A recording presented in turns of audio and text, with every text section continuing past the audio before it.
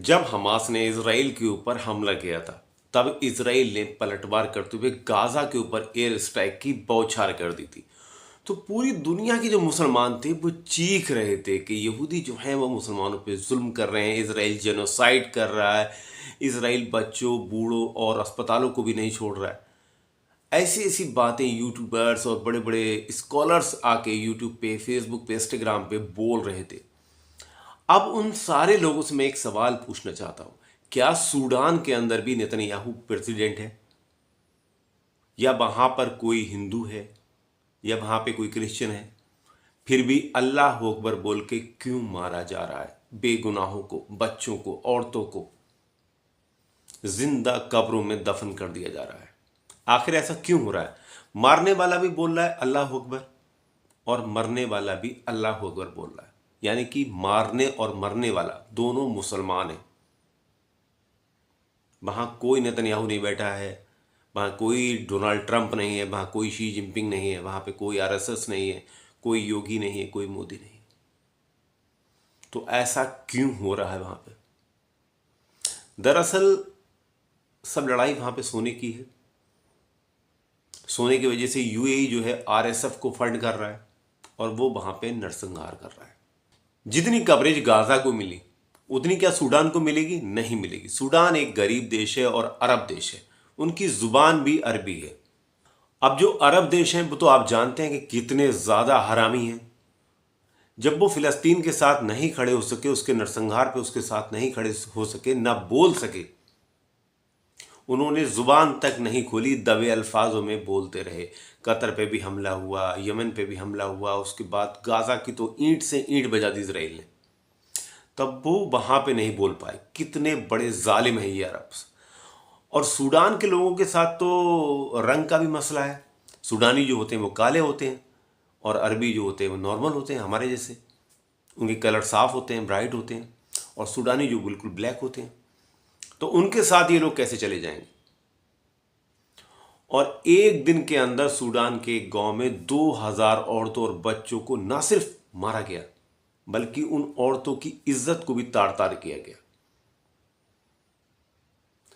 ये वीडियो आप अपनी स्क्रीन पे देखिए। मैं इस वीडियो को पूरा चला नहीं सकता, रोंगटे खड़े हो जाएंगे भाई साहब इस वीडियो को देखने के बाद।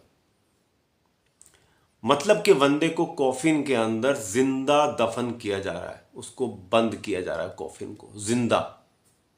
इससे आप अंदाजा लगा सकते हैं वहां पे जो जेनोसाइड है वो किस लेवल का हो रहा है।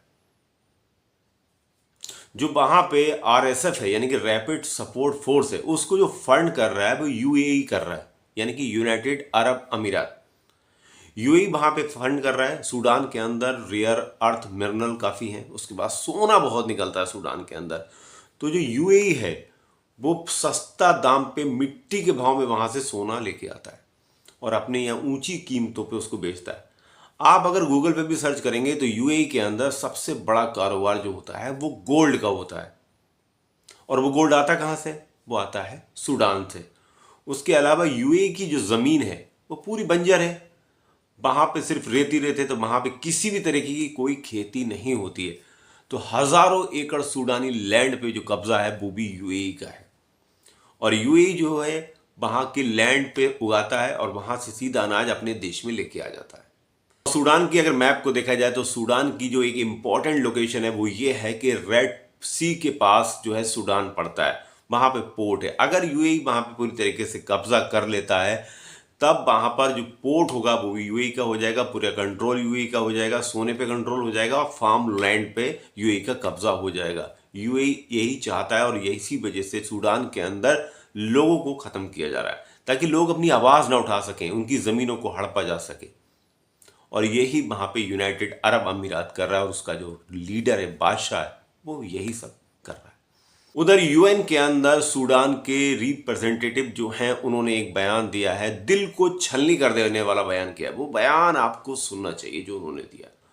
उन्होंने बोला है वहां पे कि हमने दुनिया की मदद तब की थी जब यूएई नाम का कोई देश इस धरती पे मौजूद ही नहीं था।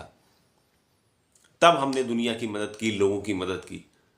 और आज यूएई हमारे साथ ऐसा कर रहा है, हमें यूएई की इस मदद की कोई ज़रूरत नहीं है।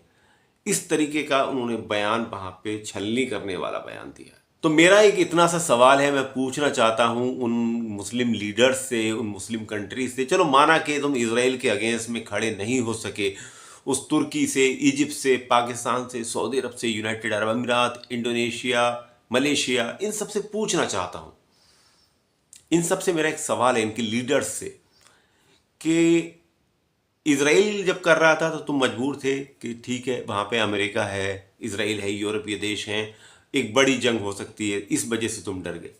लेकिन सूडान में तो तुम खुद ही मरवा रहे हो, तुम खुद ही फंड कर रहे हो, वहाँ पे रैपिड सपोर्ट फोर्स को पैसा दे रहे हो, हथियार दे रहे हो, और अंड शंड लोग वहाँ पे भर्ती हो रहे रैपिड सपोर्ट फोर्स के अंदर, और बेरहमी से ये लोग मासूमों का वहाँ पे जेनोसाइड कर रहे हैं।